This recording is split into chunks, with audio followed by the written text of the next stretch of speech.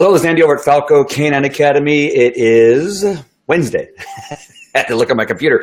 Hey, I want to give you an update on a few things and then talk about how important it is to understand what a command is for your dog. Now, I know you think you know, and in many cases you probably do, but there's some nuances about commanding your dog that you really do need to understand to make sure that you have a clear or your dog has a clear picture of what it is that you are asking him to do and the behaviors you're asking him to perform. And so sorry, went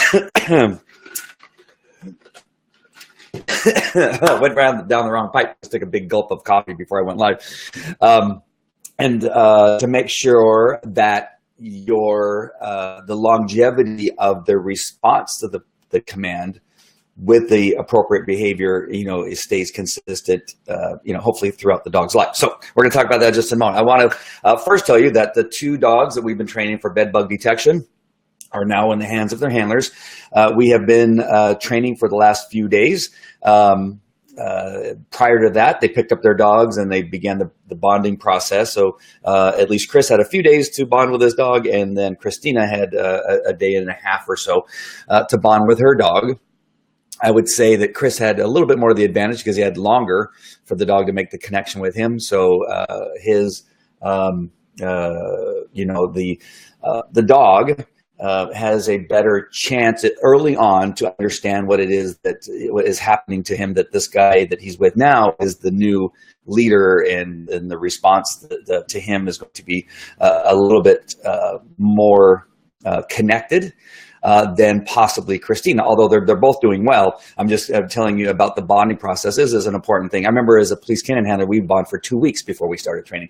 And so that having a dog the day before, you're going to have a little bit of a slower start in regard to the dog's understanding of, like, why is this person that I barely know, telling me what to do, right? And why is the ball coming from them now? And blah, blah, blah, blah, blah. And so the bonding is an important part of it. So, but because of in the bed bug industry, people have lives and jobs that they have to do up until the very last moment before they go someplace for a week to conduct training with us, right? Because they're both from out of state. And both have businesses and both have responsibilities and that kind of stuff. So it's tough. And I understand that. I've had people pick up the dog on the day of training, and we kind of get through it. And towards the end of the week, it gets much, much better. So so they're in the hands. I will try to, if not, do a Facebook Live with them at some point during it's just we're so busy. I'm teaching classes. I'm giving PowerPoint presentations or keynote presentations.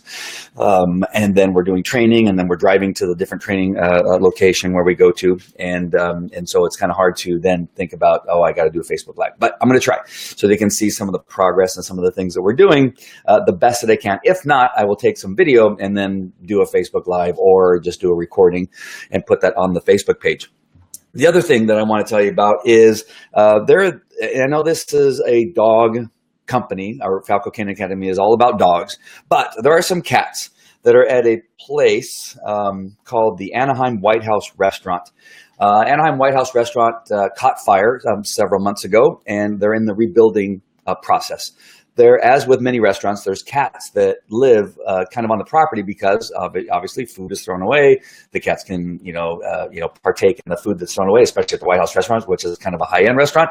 And the cats were, enjoying that. Well, since the fire, obviously, there's no food being thrown away, and so there has been one of the employees. Her name's Tiffy. She's been taking care of the cats every day since the fire, and we're talking months. But she's realized that there's a danger now of all the construction going on, the trucks coming in, the cranes are going to be possibly brought in, and all the equipment, all the noise that's happening, and it's probably not safe for these cats and these kittens to be there. So I wanted to put the Rebuilding the White House Facebook page URL into this broadcast so that if any of you dog people are interested in cats and want to give these cats a home, there's a Facebook Live I did yesterday describing each one of the cats. Some of them are kittens. 2 of them are adult cats that need, we would suggest that we're hoping they'll get homes. Now, the alternative, and feral cats and all that stuff, I am not a cat person, so I am not that versed on how do you take a feral cat and make it a home cat, or do you just take it to a new place and that kind of stuff? That is for other people. But I know that there's at least 2 kittens that I think have a good chance of being rehomed. There's one that she calls Mama, who's been in her house while the cat was being fixed and fit right into the home where she was at, except for she has other animals there and cats. And it was just would have been too much for her to keep that cat herself. So what we are hoping is that somebody really loves cats and wants to find a home, either their home or somebody else's home, and can pass it on. So I put the URL for the Facebook page for Rebuilding the White House. Scroll down, you'll see the video that we did yesterday. I will be posting some pictures a little bit later about each one of the cats. So there's the URL. You can see it right there. Just click on that. It'll take you to the Rebuilding the White House after this broadcast, of course. And you'll be able to see the video that we did last night, or I did last night. I don't know. I keep saying we. I like to include myself in just about everything. And so that would be great if you could do that. Or simply share that video with a friend or family that really enjoys cats. Jerry Litt is on. I can see you. Hey, Jerry, how's it going? Glad to see you in California. Not globetrotting all over the place. I know. I'm kind of glad to be home myself. The good news is I have had not to fly anywhere for about 4 weeks, maybe 3 weeks or 4 weeks, and it's been pretty nice being at home. I've been able to get some stuff done that has really been on hold, and that includes like emails and phone messages and text messages and that kind of stuff. And for whatever reason, for me, it's hard to do all that stuff while I'm traveling and testifying in court cases or speaking at the events that I speak at and that kind of stuff. And it's just, for me, it's just difficult I'll see a text message as I'm getting on a plane, and I go, I'm going to get back to that text message. By the time I land somewhere, I've forgotten about it. So I apologize to any of you that have called or emailed and tried to get hold of me. That's just kind of the thing. All right, what else is there? So the bedbug dogs, they're doing well. I've had a really couple good days. We've pushed the dogs a little bit yesterday. We did some obedience during our class that I give, usually prior to starting the actual physical training of the dogs. We talked about commands and how important understanding what it is, what a command is for a dog. Now, we simply think, many people think with their pet dogs, that the dog understands me. When I tell him to sit, he knows what I mean, and sometimes he just doesn't do it, or the dog isn't listening, or what have you. And I got to tell you that many times it's simply the dog does not understand the command, or you've trained them that word actually means something else. I'm going to tell you some stories probably along this presentation that will hopefully help you understand a little bit more about how maybe your dog doesn't really know what that command means. I mean, simply, there's sometimes the dog does not know that sit means put his butt on the ground. He may do it every so often, but it's under certain circumstances, or it's actually something else that you're doing that means sit, not necessarily the word sit, especially on a dog that when you say sit, they don't do it the first couple times, but they do it later. Usually it's because the word sit was what gets them to sit. It's something else that you do or say. All right, so we're going to talk about that right now. And Jerry, again, thank you for joining me. As you can see, there's other people on. Just make sure and let me know who you are. We don't want to keep this a secret. I want to know who you are, who's watching. I want to know where you're from. So please comment and just don't be shy. Let me know who you are and what I can do for you. Now, I'm going to be going to another portion of my software here, so I'm not going to see the comments right away, so don't get offended if I don't give you acknowledgement right away. But I will be coming back and going through some of the comments. So please comment about anything that you hear from me that you don't like maybe, or that you disagree with, or even what you agree with. So when and how to use commands for your dog. This is really, really important. And I didn't go all out with this presentation, so it's just simply a white background and black print. All right, so I don't have, later on I have some pictures, but I didn't go crazy with the graphics. All right, so commands, you got to understand, are both verbal and nonverbal, whether you believe that or not. And I'm going to tell you right now that nonverbal is more often or more common to be the things that the dogs are responding to. Your dog is a master at reading body language, and I just need you to know that for sure. The reason I know that is because of my law enforcement background and training police dogs, handling a police dog for both patrol and narcotics, that I know for a fact that my dog responded quicker and more consistently to my nonverbal commands, which were either hand signals or something I was doing with my body, than when I said something. Actually, it was slower with verbal, which is the most case with most dogs, than they were with nonverbal commands. And it's easier for a dog to understand nonverbal. So that's why in our training, I'm going to come back to my screen here for a second because I'm going to be on this for a second. And I know that I want to make sure that this is I want to look you in the eye and tell you that nonverbal is more important than verbal. I know you want to believe that your dog understands every word you're saying. I know you want to believe that, but I'm telling you, regardless of what you think, that they may respond to certain words you say, yes. But do they truly understand what it is you're saying? I'm going to tell you no.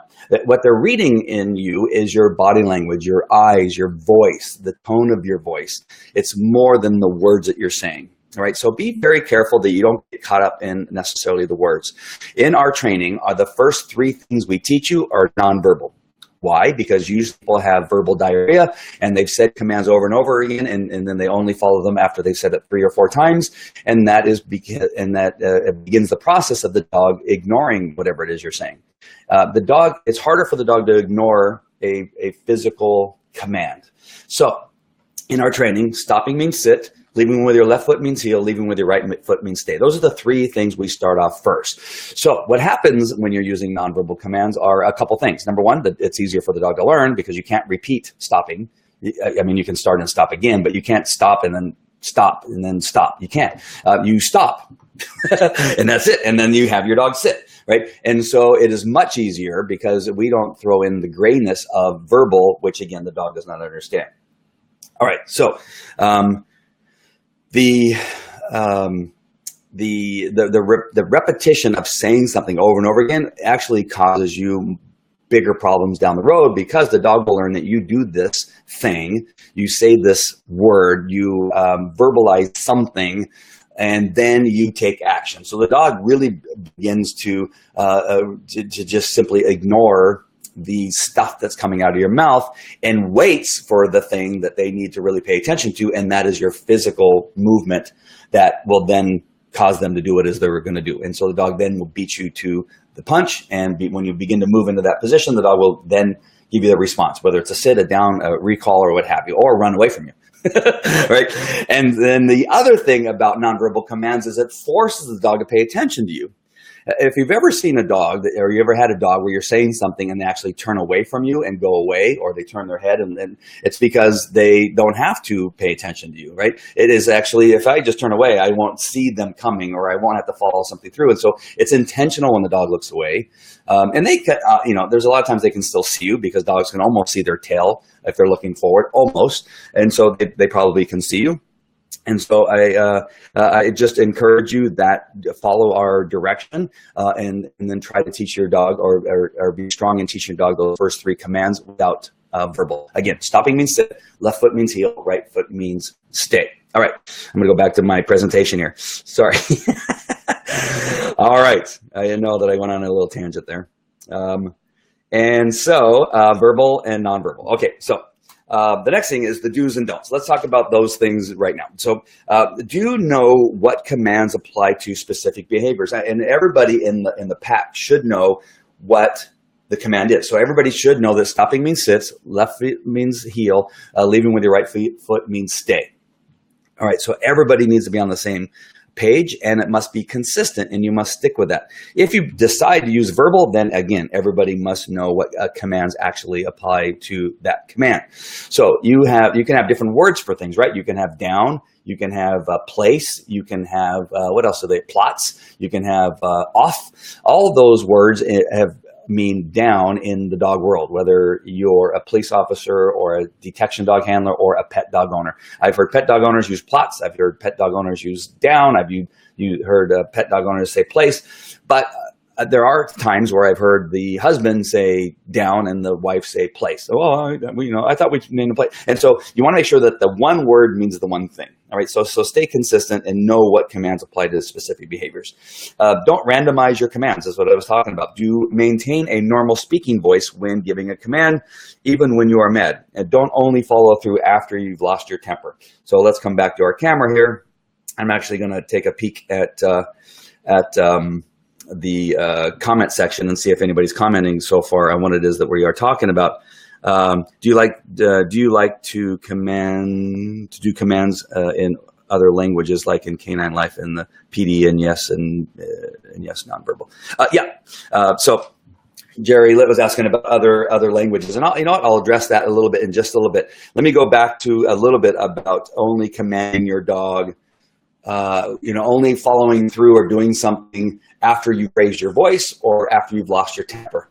All right, typically with most human beings, what happens is, because we believe the dog can understand us, is we will say sit, and then if the dog doesn't do it, we say sit again, and then a third time. In most cases, we raise our voice. This just happened yesterday. One of our handlers and I thought, did you hear you raise your voice? You increase the volume, and that's just typical. We as human beings, that's what we do with spouses, boyfriends, girlfriends, family members, children. We say, apparently you did not hear me, so I'm going to raise my voice. So then we come to the dog and we say sit, sit, sit. And then what happens when we get into that mode of raising our voice, normally what happens is when we say sit, we've turned our body, or we've pulled our shoulders forward, or we've stand taller, or something happens with our body. And so what the dog sees is that change in your body behavior, not necessarily the volume is what's causing the dog to react. Now, I know that dogs will become flinchy or that kind of stuff, but I'm telling you, it's probably a little bit of a combination, but it's more your body language speaking to the dog than it is that you're raising your voice, okay?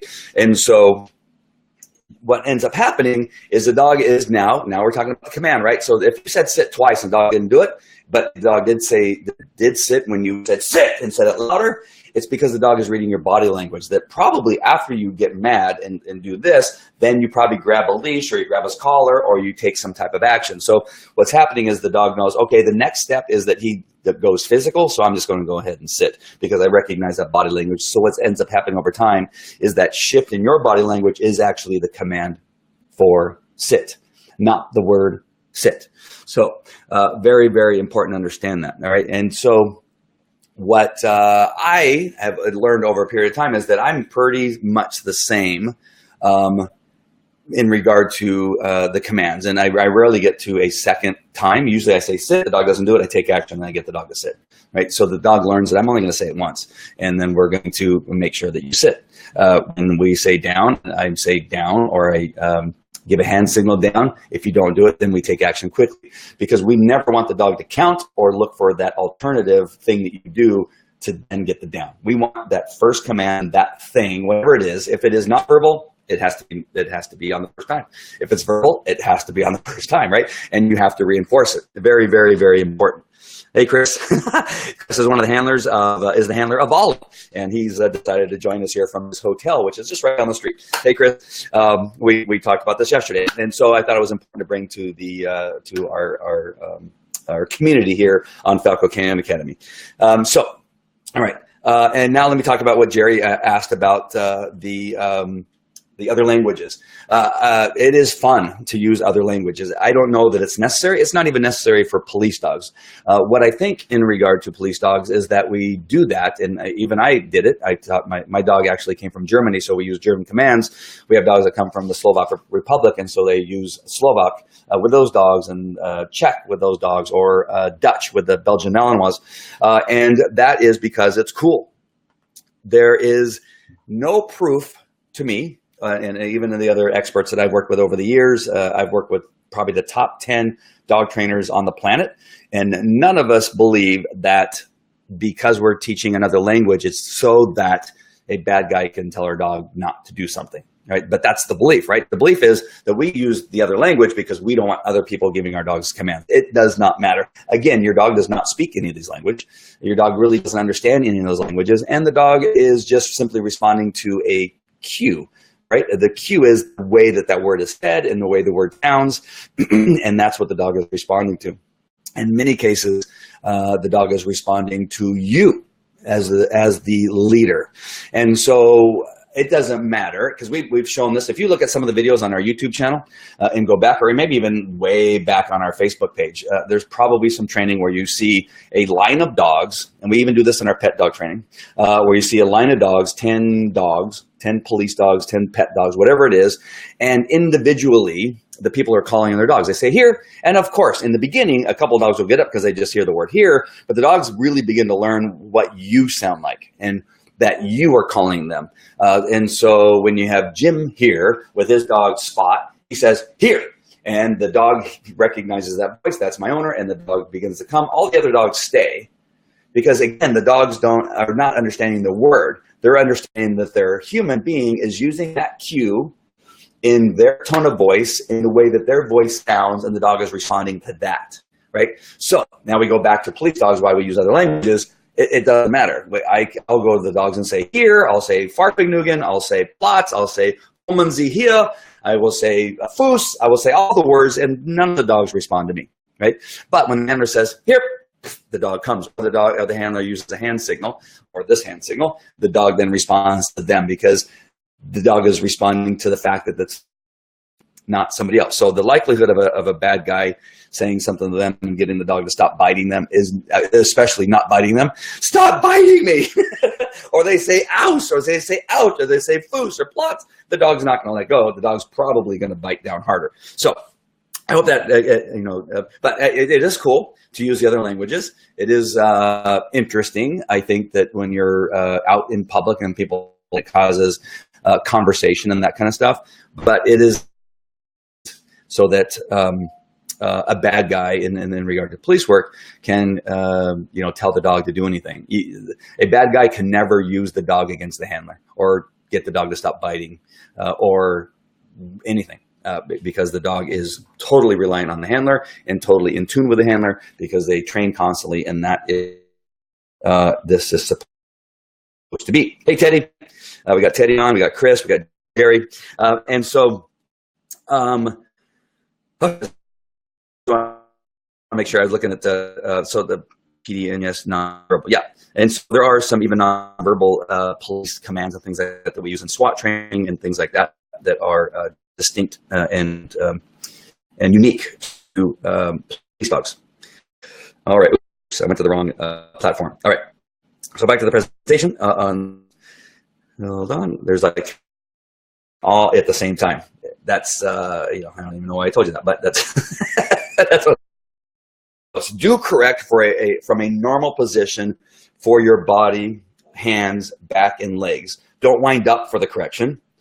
Do use the correct tools for your dog, and do be consistent. So coming back from this here, what tends to happen, a little bit of what I was talking about before, and that is something when we really mean it this time. Right? I said it 2 times, I said it, but I really mean it this time. What we end up doing is winding the leash around our hand, and then we're getting ready for that correction, right? If that's the style of training that you're using.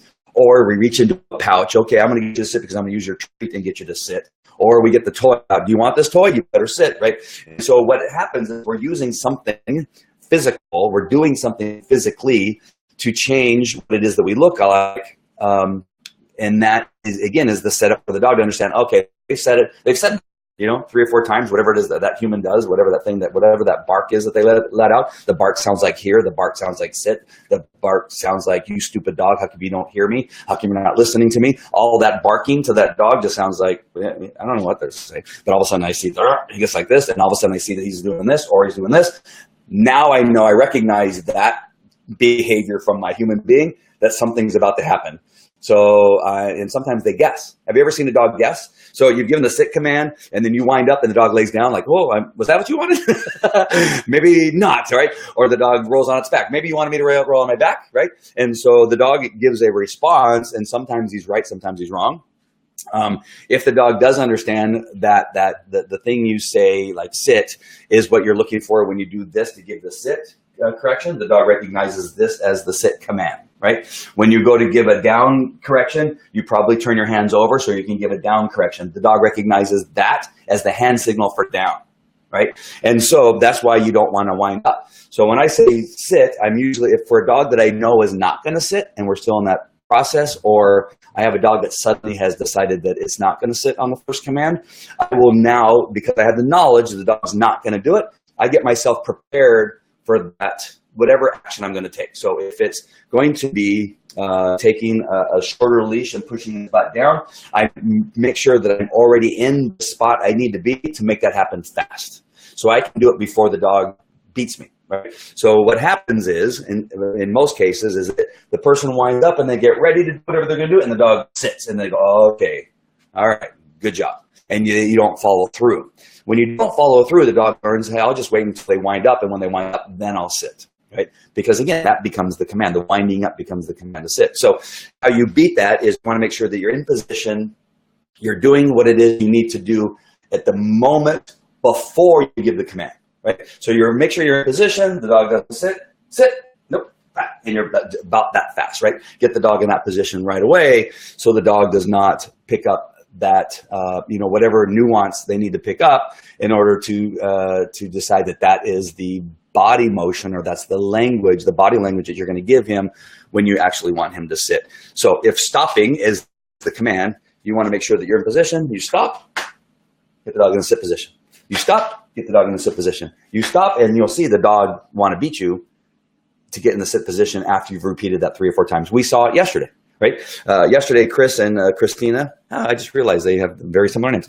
Chris, they're just spelt differently. In my head, I visually see their names. So Chris and Christina, we were working with their dogs, and we saw that with Flash, that I repeated, stopped and repeated, stopped and repeated, stopped and repeated. I think it was on the 5th time I stopped, and the dog sat. Right? It's because we took action. The dog understood because I was black and white. I was very clear in my messaging to the dog, and the dog got it right away. Now, does that mean it was trained yesterday? No. It means that we got the process started to make it trained through repetition, consistency, changing the environments, changing the distractions. Then it will become reliable that when she stops, the dog will sit. Okay?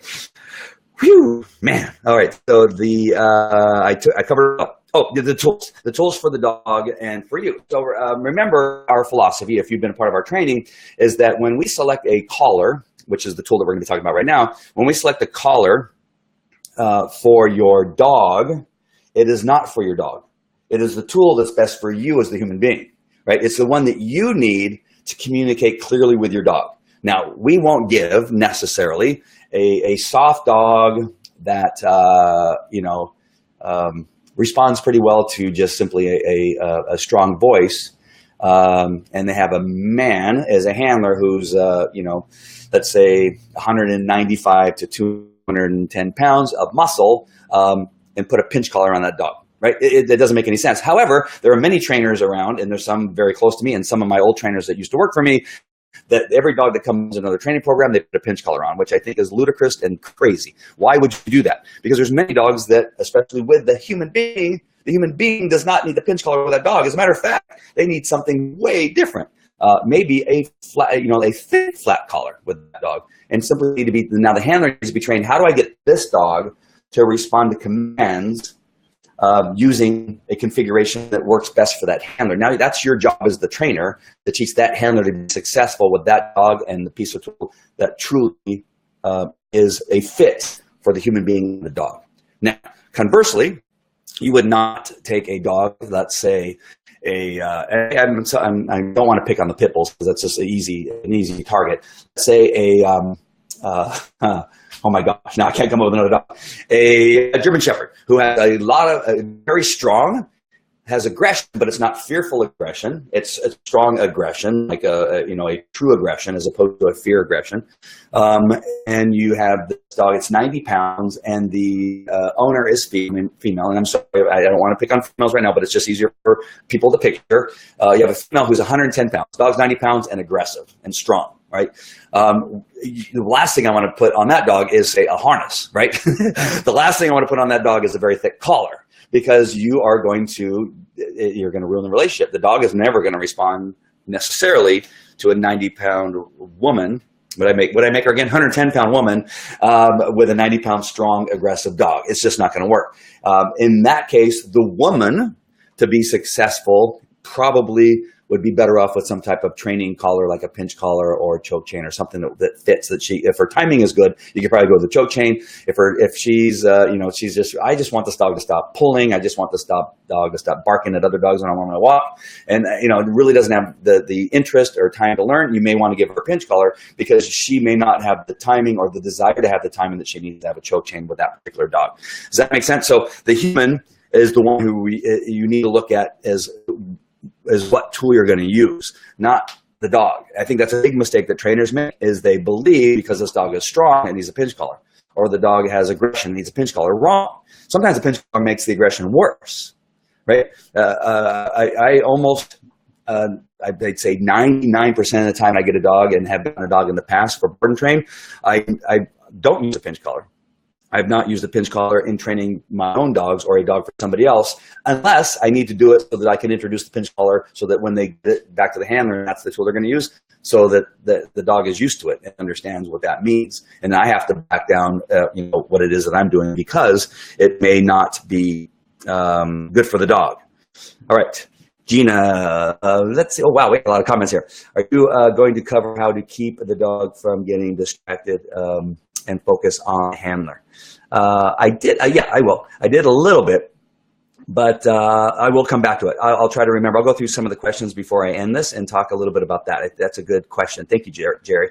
Ronald, do you respond to questions asked through your private messaging? I try. I hope that's not like, hey, I've sent you a private message and you've not responded, because that does happen. I was saying in the beginning of the broadcast is that I've been on the road a lot, and for whatever reason, being on the road makes it difficult for me to look at all the different messaging platforms that there are, between email, text messages, voicemail, emails on both of my email, or actually I got 3 different email addresses, and private messaging. Yes, put them through, and I will make sure and look for it, Ronald. And I hope that you haven't sent a message and I've missed it. So if I have, I apologize. If it's a question that's a burning question, feel free to call our office, and that is probably the best way to get a question answered. If it's a question that you need to make a difference in your dog's life. Sometimes in Facebook, the private messages can go a few days without being responded to. It's just unfortunately our world. The messaging comes from so many different formats. So thank you, Ronald, for asking that question. Gina, we've downgraded collars with handlers in class and vice versa. Yes, it happens all the time. Thank you, Gina. Gina's one of is our lead trainer for Falco Canine Academy's pet dog training, and also does bite work and some dog fun nose work with dogs. And so Gina is exactly correct. We have over the years, it is always funny because it's almost it's this. I don't know. It's an opposite world, right? We get dogs all the time that come to us with these big pinch collars, and they're often loose, like in dangling, which is not the proper way to have a pinch collar. It needs to be snug. And they're coming, and they got a pinch collar, they got a choke chain, and then a flat collar. We've had that. And we look at the dog's like could barely hold up his head because it's just weighted down by these collars. And we look at the dog, and the dog was like going, "Can you tell her that I don't need all this stuff?" And we end up taking most of that stuff and ending up with just a flat collar. We have other dogs that are on a harness, and they're on a harness. Okay, we need to change that. We don't use a harness hardly at all. There is one harness that I kind of like for training, and I'll probably talk about that later in some other broadcast because it's too complicated. I don't want anybody to go away and go, "Oh, well, he believes in harnesses, so we're going to put a harness on our dog." No, there are people that come with aggressive dogs that have big old flat collars on, and just there's all kinds of shenanigans going on. But that's why we have a business. Thank God, on some aspect. But people watch YouTube videos and things like that, and you have to understand that the training that sometimes you're seeing on YouTube is based on that dog and that handler. And many trainers only train the dogs that they can handle. So many trainers only accept certain dogs within their training course, and then kick out the ones that they don't know how to train. That happens a lot. We get a lot of dogs that have been kicked out of other training programs because they again, I've had trainers that used to work for me that they only use pinch collars, and the dogs that can't handle pinch collars, they just simply kick out of class or they make a mess of. You have people that only train dogs using a flat collar, and they have aggressive dogs that come and they said, your dog's too aggressive. We don't let those kind of dogs in our classes, and they kick them out, right? So the power in a good trainer is the one that understands that with this dog, we're going to look at alternatives. What are the alternatives for this dog for you to have success? And Gina is fantastic. Derek, fantastic. Michelle, all of them are fantastic at looking at a situation and saying, let's change this. And we've made changes and said, no, let's change again, right? So some of the changes will work the very first time, I'd say more often than not, but then we'll make a change and go, oh, no, that's not working. Let's try something else. All right. So very, very good, Gina. I'm glad that you brought that up, that we quite often do that. All right. Back to the presentation. I got a little rant there, which is not unusual for those of you that know me. All right. So here is one I learned as a police officer that is so important, and I'm not even going to change it over. I'm just going to keep it the way it is your dog cannot be disobedient if you do not give a command. Your dog cannot be disobedient if you don't give it a command, right? So it's really important to remember, because we often throw away commands. We do it all the time as human beings. And that is one of the dangers of removing a command from your dog's vocabulary. That it then becomes about reading, okay, they've said this thing like 5 times and they never follow through, right? One of the most common complaints about police dog handlers is their dogs don't come back to them when they call them. And the reason being is because they use that word here, and I'm just going to simply use the word here, so often, and don't ever follow through. I have taken so many videos of handlers that are doing building searches with their dogs or area searches with their dogs, and they say here, but really what they're trying to do is get their dog attention and make their dog go somewhere else. So they're redirecting their dog somewhere else. Here, in the case that now they're with a police dog and they are maybe at home, or maybe they let the dog go pee, now they want the dog to come back to them because there's somebody coming, close by, and they have their dog off leash. And they say here, and the dog is supposed to come back to them. All right. So in their mind, here means really, to them, in most cases, that the dog needs to come back to them. However, in building searches and area searches, they're using here to give the dog to just go somewhere else. You see the difference? That when they say here, if they're going to use that command for the dog coming back, it needs to be the same all the time. So if they're in a building search, when they say here, they should make the dog come all the way back to them and then redirect the dog to where it is they want to go. And so what happens is when I take videos, they even say here and the dog does nothing, right? They say here, here, hey, here, here. And the dog's going, are you talking to me? And then they'll see the handler like doing this, and I go, oh, you wanted me to come back to you, right? Because it's the body language. And then the dog doesn't ever come back, and then they redirect the dog, go over there and search, right? So the dog comes halfway back, and they send the dog somewhere else. They've never followed through.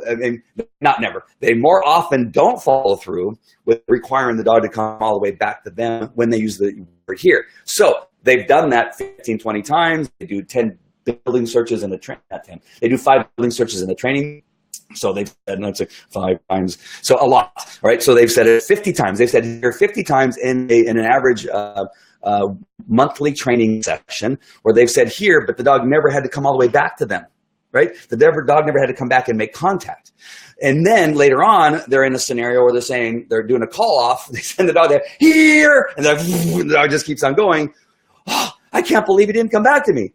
Well, why can't you believe that? You just said it probably 50 times, never requiring the dog to come back to you. Why would he now go, oh, in this situation, you really mean it, right? No, we do that with our kids. We do that with a lot of things, right? And we have to really, really make sure that when we say a command that we mean it and that we're going to follow through. So in your pet dogs, now that was the police dog story. Now in the pet dog story, when you're at home with your dog and you're sitting on the couch, you got your feet up on the footstool, and you have the controller in your left hand and a drink in your right hand, and your dog is kind of pace and annoying you, and you say, go lay down, and the dog doesn't do it, and you go, hey, down.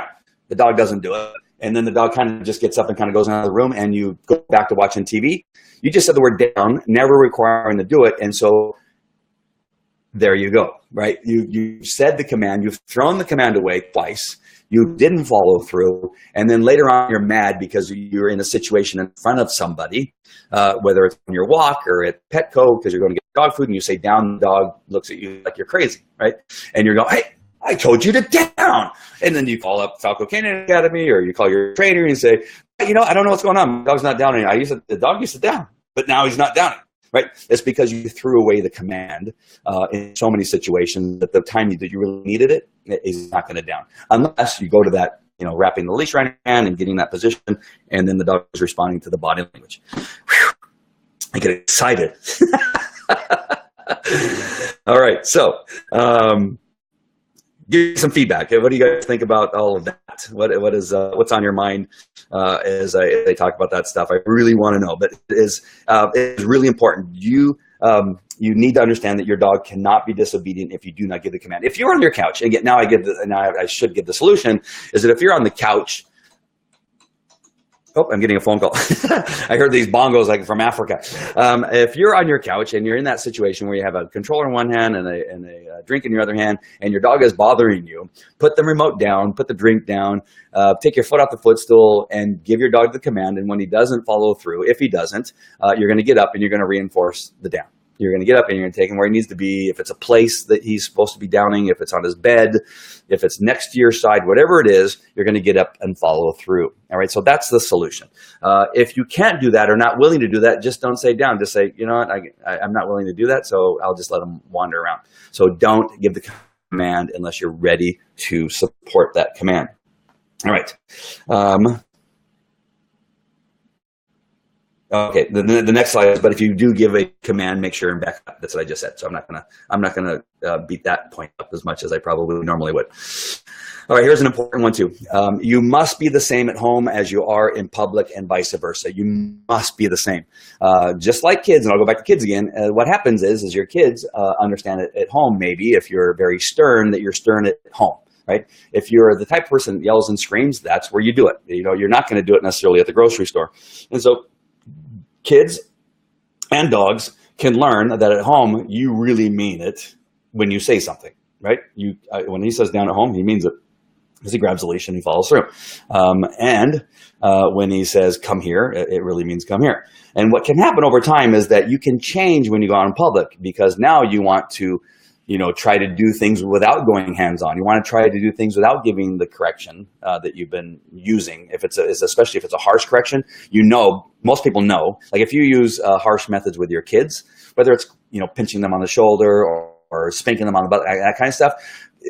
I understand, and I know that we don't often do that in public. So we got to make sure that whatever you're going to do to discipline your kids, you got to be willing to understand. You got to be willing to do whatever that is, both in private and at home. All right. That does not mean that you're going to beat your kids in the home and beat your kids on the out. That's not what I'm saying. Find whatever it is that you need to do, but make sure it's something that you don't mind doing when you're out at the grocery store or at the mall or at the Chick-fil-A. If you like going to Chick-fil-A, whatever that is, you want to make sure and do both. Same thing with your dog. Whatever that method of training it is, don't do something different at home because now you're behind closed doors that you're not willing to do out in public. All right. So make sure that it's the same, whatever that is. So that's why it's important to have the right tool, because in some cases, people are going to say, I do use a pinch collar at home, but I don't want to use a pinch collar in public because people give me a hard time about it. Or I use an electronic collar at home, but I don't want to use electronic collar out in public because people give me a hard time about it. Again, I have gone out with dogs with electronic collars, pinch collars, and that kind of stuff, and been out there, and people will say, does that dog really need that? I've had that happen, and then we'll have a discussion. We'll say, in most cases, it's not something that I may use with some dogs, but in relationship to this dog, this is what we're doing, and I don't have any problem talking about it. Some people will buy it and leave me alone. Some people will say, well, you're disgusting. I have people say I'm disgusting because I travel with the dogs in crates, which is the safest thing to do. When you travel with your dog, the dog should be in an enclosed environment, whether it's inside your car or out, because when you crash, they're in this capsule, which is going to keep them way safer than if they're outside the capsule. Inside your car, if they're not in a crate, what's going to happen when you rear end somebody or somebody runs a red light and you crash into them? That dog becomes a projectile, takes you out, and then goes through the windshield, and then it gets ran over by the other car, right? It is so unsafe to drive around with a dog not in a crate. Now, I know there's many of you that do that, but I'm telling you, I've had people say, oh, yeah, I can't believe you put that dog in a crate. That is so cruel. All right, fine. And there's nothing I'm going to do to dissuade them. Is that correct? I think that might correct. Somebody tell me if that was correct, because that was pretty good. Dissuade them from arguing with me that it's better for the dog to be in a crate. Again, it is my opinion, and it is true. It is much better for your dog to be in a crate than running around loose. Now, there are some seatbelt things that you can put on your dog, but studies have shown that those are also dangerous for dogs and not as safe as we think they are. So those are studies. That's not me saying it. The studies that said it. And so, oh, I'm sorry. I thought I was on camera. I'm talking on camera. Understand that it's just life, right? People are going to stick their nose in what it is they're doing. But if you have been given good direction, and a product collar can actually be more humane than any other collar on the planet. It actually can. I could actually do a video on it later on and explain why. For those of you that have only seen the bad side of electronic collars, I'm telling you, I've seen them too, and I think they're horrible. And I hated electronic collars, and even told my chief of police I hated the electronic collar, that I would never put my dog on an electronic collar, even though he demanded and gave me the command and ordered me to put an electronic collar on, which I did because he gave me the command. I just never charged him. But I'm telling you that an e-collar, when used correctly in the right situation, can be more humane than some of the other tools that are out there, even more than food. Food can actually be one of the most inhumane things you can do with your dog in regard to training in some situations. And I can prove that too. All right. So, wow, I just went into areas that I know that people are going to respond to. And so it's kind of crazy. All right. Gina says here, I always teach my clients about timing of correction and or praise and consistency. Yes, I mean it's a little bit of an art that has to be really driven into people's heads, right? And the understanding that just if you're not willing, if you're not able, if you're not going to make sure and follow it up, and you're not going to be consistent, don't say it. Right? Unless it's dangerous. I mean, it's dangerous for the dog or dangerous for you or somebody in your house.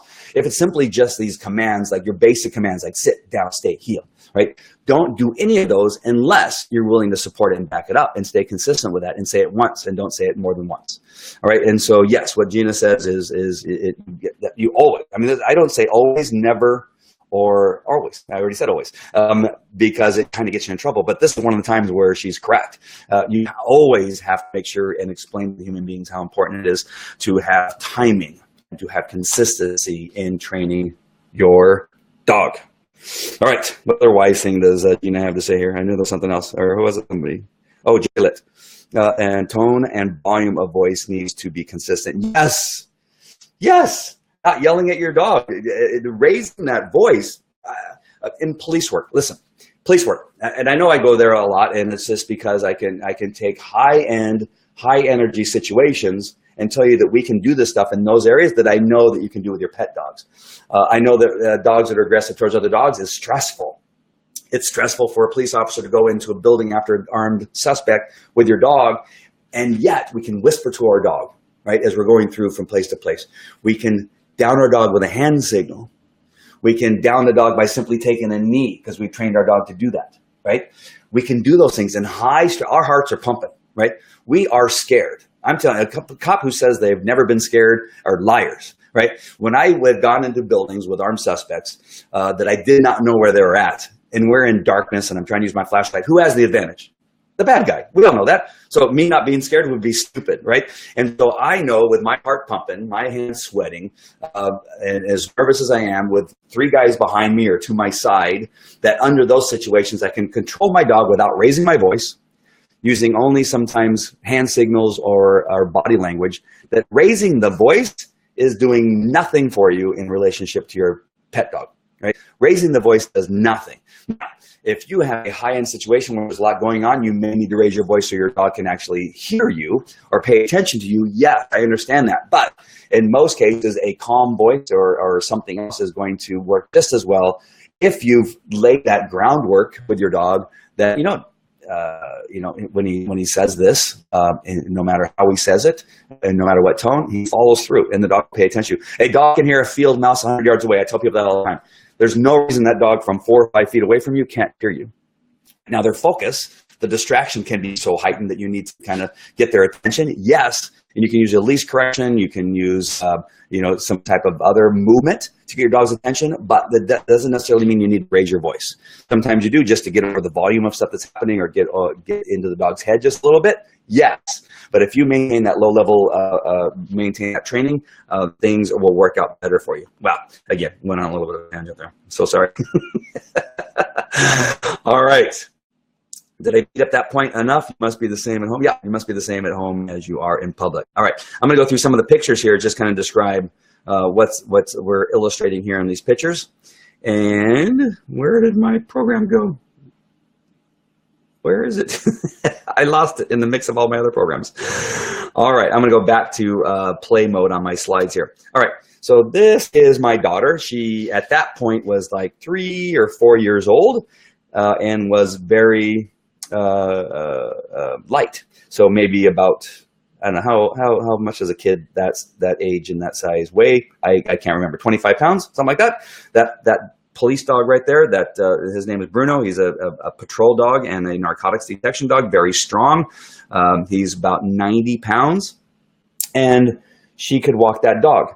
As a matter of fact, I have video on YouTube showing that fact. So I always tell people, if I can have a 4-year-old, 25, 30-pound little girl walk a 90-pound patrol dog that's also trained to find explosives, did I say narcotics, explosives, walk and teach her how to walk that dog. When she stopped, the dog sat. When she started walking with the left foot, this dog healed. When she left the right foot, the dog stayed. If I can get that to happen with that person of that slight build, our system of training at Falcon Canine Academy can work for almost any dog, unless the dog has some mental issue that is keeping it from learning, or genetic problem, or has some type of health problem that's keeping it from doing whatever it is doing. Minus that, we can get most dogs to do whatever it is. If the human being is going to cooperate, that's the thing, is we need y'all to follow direction and to understand that some of these things take time. Working detection dogs and getting good with your detection dog takes a little bit more time than just my training and the academy. It goes on after we leave here, and you have to follow through, and you have to understand some of the principles that are important to understand. If it's a patrol dog that you have, a police dog, it's going to take time. It doesn't happen overnight. The dog has to first understand you, pick up on your nuances, pick up on what it is you really mean, because many things will change from my hand to your hand in regard to the relationship with the dog. Understanding that leading with your left foot, you see everybody in that line leaning with their left foot, and their dogs are paying attention to them. And this actually will lead to the question that Jerry had about getting your dog to pay attention to you, which I will come back to in just one moment. This is a good reminder for me. So, is there another picture? Hello. My computer just froze, and I can't get out of it to get back to you guys. Hello. Uh-oh.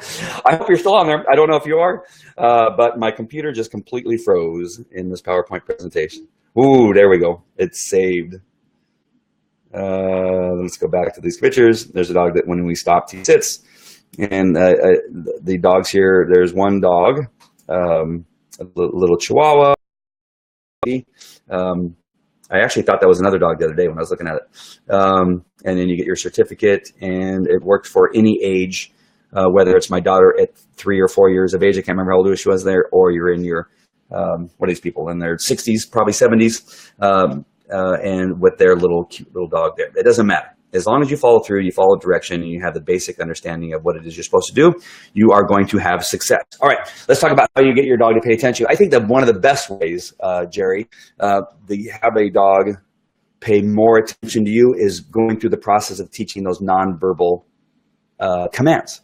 Going through the process of stopping means sit, left foot means heel, right leg means stay, and repeating that over and over will forces the dog to pay attention to you. The dog has to pay attention to you because the dog is responding to what it is you're doing, not what you're saying, and how you're saying it, and raising your voice, and all that kind of stuff that you end up doing.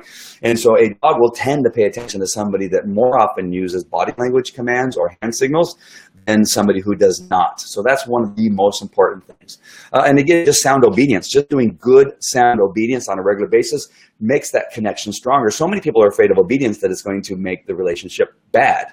I have so many police officers and agencies that I took over training that they say, well, we don't do obedience because it's bad for my work, bad for patrol work, bad for narcotics. I have bed bug dog handlers who come to us and said, our trainer said, don't do obedience because then the dog won't search. I have, bomb dog handlers at some major entertainment parks that we used to train for that said, well, we don't do obedience. And said it with such proud face and shaking of their head like I'm doing right now. We don't do obedience because it's bad. Our dogs, our detection dogs, they're not, pet dogs or whatever. No, obedience makes things better. Obedience makes your dog search better. Your obedience makes your dog look better in public and when you're doing demonstrations. Obedience makes the relationship better when you do it right. Surely, of course, relationships can be broken by bad obedience and using the wrong tool. If I, again, put a pinch collar on a dog that's like 30 pounds and just a nervous mess, put a pinch collar on that dog and give it to a guy who's 220 pounds of muscle, of course obedience is going to be bad. Of course relationship's going to be bad. And that's why you need to find the right tool that matches the human being so that when he works with the dog and the obedience with the dog, that the relationship gets stronger, not worse, or just never happens, right? And so the obedience is the best way to make that connection between you and your dog. The dog must understand you are his Jesus. Whether you're religious or not, I don't care. Because I'm telling you that's what you want your dog to think. That everything comes from you. Everything that's in the home belongs to you, the human being, and the human beings in the home. That nothing is that dog's. That sounds bad, right? That sounds like, oh, that's really mean that, what if he has a bed? No, the bed is yours too, the human being. The toys, the food, everything is yours. Everything comes through you. That's why the Christian religion kind of continues on and doesn't go away, is because it actually kind of works for many people, right? It works to hand things over, that everything is his, and we look to him first, and we love Jesus Christ, God first, before anything or anybody else, right? That's what we want from our dogs, and because it really does work. Now, we can get this controversy about religion and why it's bad or why it's good or whatever. I don't care. But I just want you to understand that relationship between your dog needs to be one of loving and respect, and it needs to be one that the dog looks to you for everything. All right, and that'll make the relationship stronger. You can sit down on the ground with your dog. You can have the dog actually sit on your lap on a couch if you want to, only once the dog understands that the couch is yours. If your dog runs out the door, barks at people, that kind of stuff, we take the couch and the bed away until the dog has earned that privilege of being on the couch or being on the bed. Whew, did I go too far? Gina, tell me if I've gone too far. Jerry, thank you. That makes me feel good. Thanks. Great response. I appreciate that. Yeah, it's the best way. Body language and obedience is the best way to make the connection between you and your dog. Gina, she loves it. I'm glad. Sometimes I get on a rant and I feel strongly about, obviously, and I've sometimes not let some of these strong feelings out in the past because, people get their feelings hurt. I had people cry in the classroom environment that we used to do before our obedience classes. We used to do a classroom. And I remember one lady, she left, she started to leave crying and then came back and she's got tears and she's going, I love to have my dog on my bed, and you told me that I can't have my dog on my bed, and I don't know if this is the right place for me, and I just don't think I agree with this type. And I said, I understand. I said, but listen, you can have your dog on the bed, but not now. You're telling me all these things that you don't like about your dog, right? You're telling me your dog, and she has like wounds on her arm from the dog biting at her. I don't think it was out of aggression at the time. I think the dog was just lack of respect, biting her, trying to move her or get her to do stuff through the biting, not because the dog hated her, but it was just not good, right? The dog was scratching her. I think there were some other things going on. And I said, you understand that the being on the bed and being on the couch is a privilege that your dog can earn. And I think she came back. I think she continued with training, but it really was hard for her to understand that some of these things are privileges. Privilege to be in the kitchen, right? I've trained dogs to stay out of the kitchen. They can go anywhere in the house except for the kitchen. It is possible. And that doesn't make you a bad person. It didn't make them a bad person. They were just saying, I don't want the dog in the kitchen. And people say, well, it's good stuff, right? The more rules and boundaries you can put in place for many dogs, it's so much healthier, so much better for the relationship than it is letting them have free run. Look at kids again, right? If your kids have lots of rules and boundaries, my kids have lots of rules and boundaries. The other day I said, somebody was over, a friend who has children about the same age as mine. And I told my 3-year-old, I said, hey, it's time to go put your pajamas on. He goes, yes, sir. And he kind of runs out and goes and puts his pajamas. I barely got the words out of my mouth, and he was running into his room. Again, it's not all me.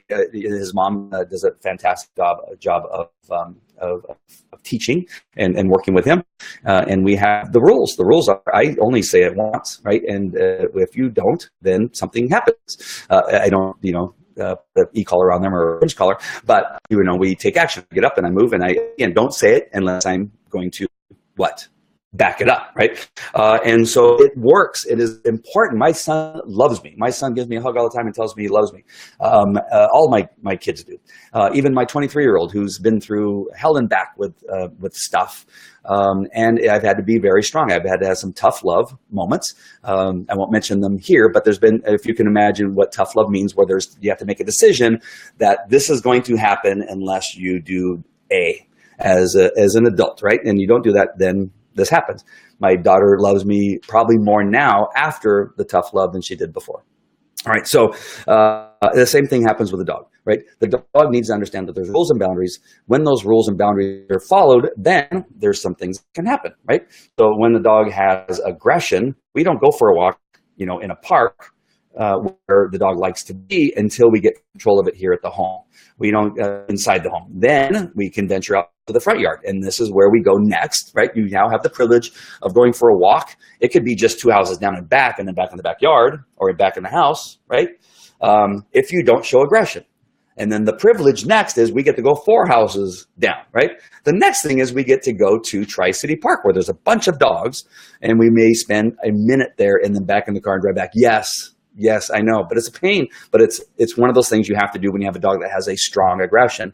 And then maybe you get to go to PetSmart, Petco, or Lazy Dog, right? And that's a privilege. The dog gets to earn as the dog gets better. Does that hopefully make sense? I hope so.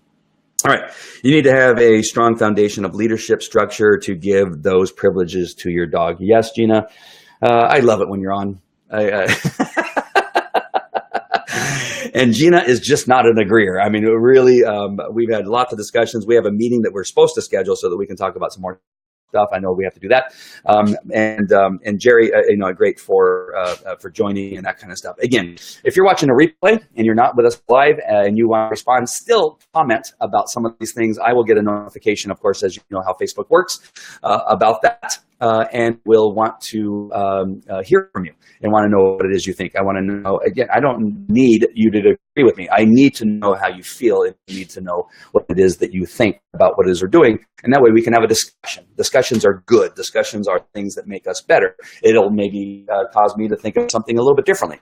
And that will only happen if you comment and do it in a way that's respectful, right? I don't want, I've had some trolls on some of the live broadcasts that I've done back in the day that I was using Blab and Periscope. And so actually, I think it was more Blab than Periscope, but thank God Blab is gone. I'd love to hear from you. I'd love to hear your comments here in this comment section.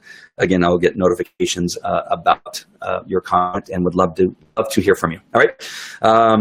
Actually, let me put the URL. Oh, shoot. I think I got rid of it. Hold on. Just stand by.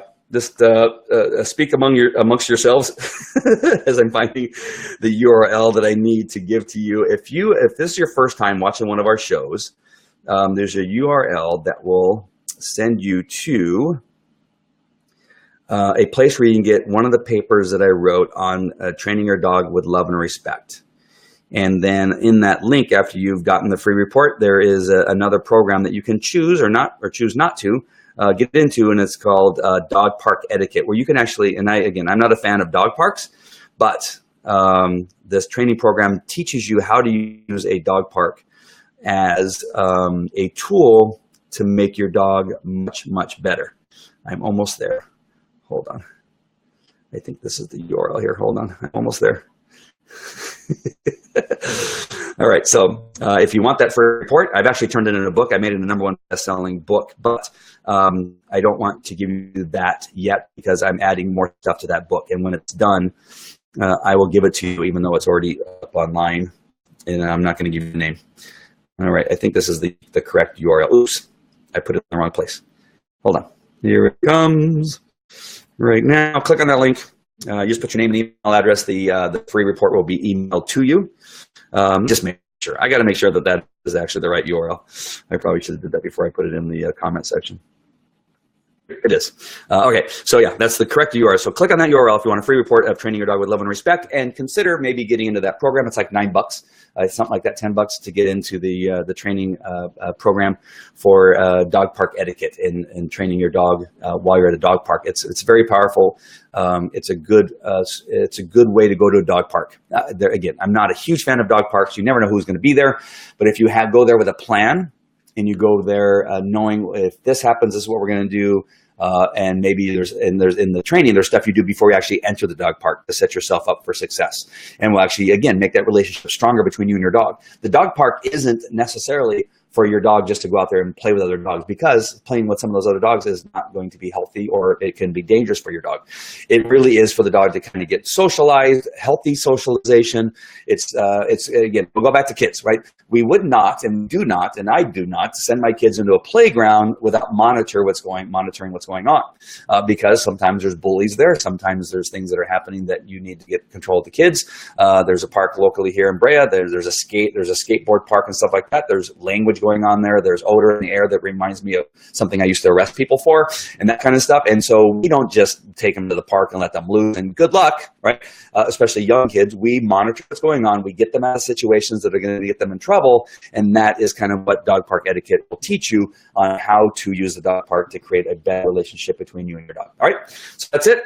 Thank you. Oh, Paul Byer is on. Paul Byer. Every time I see your name, I just think of the time that we worked together out there in the canyon, and nothing but good memories, Paul. And I hope your health is good. And just I think about you all the time, because for some reason your name sticks out on Facebook all the time in comments and stuff. So I hope you're doing well. Thanks for joining our training here. Anybody else that I missed? I don't think there is anybody else I missed, but we had such a good time. He's a police officer in Anaheim with me, and we worked out in the canyon together. And those were some good times. That's when police work was fun.